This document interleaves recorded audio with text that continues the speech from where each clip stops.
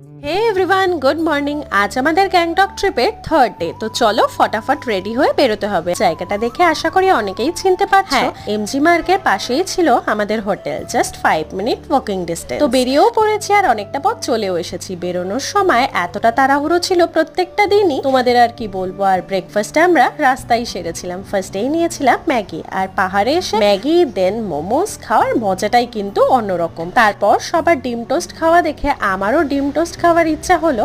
দেন তো আমরা পৌঁছাই মাটি থেকে প্রায় 14,400 ফিট উপরে নাথুলা পাস। এখানে কিছুটা টাইম স্পেন্ড করে আমরা চলে আসি ছাঙ্গু লেকে।